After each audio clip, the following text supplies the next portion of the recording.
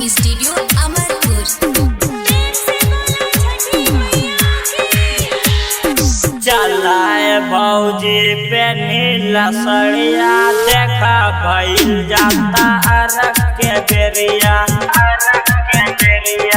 चलाए भौजी पे नीला सड़िया देखो भइल जाता अरग के बेरिया रउआ के बड़ी तनी दौड़ा उठानी हो रउआ के बड़ी तनी दौड़ा उठानी जाएंगे बाटे नदी किनरिया चलाए भौजी पे नीला सड़िया देखा भइल जाता अरग के बेरिया चलाए भौजी पे नीला सड़िया देखा भइल जाता अरग के बेरिया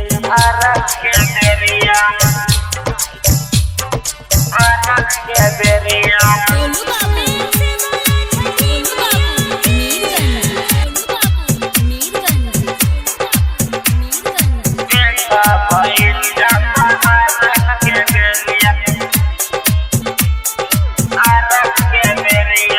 दौरा उठा के छठी घाटा लेके जाई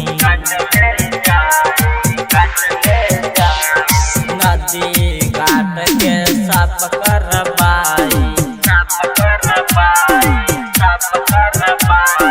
रउआ पे बड़ी तनी दौड़ा उठानी हो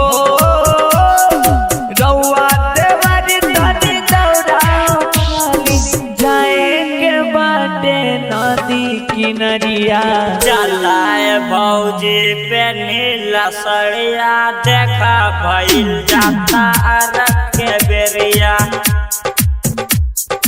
चलाए भौजी पे नीला सड़िया देखा भइल जाता अरग के बेरिया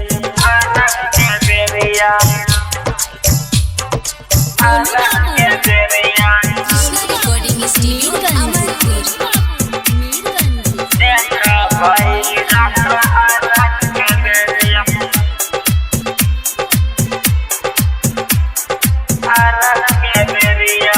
सुनील भैया ने दौरा उठाई अभिषेक आर्यन डीजे ले जाई राइटर राजा तने गाड़ी निकाला हो राइटर राजा तने गाड़ी निकाला जाए के बाद नदी किनरिया चलाए भौजी पे नीला सड़िया देखा भइल जाता अरग के बेरिया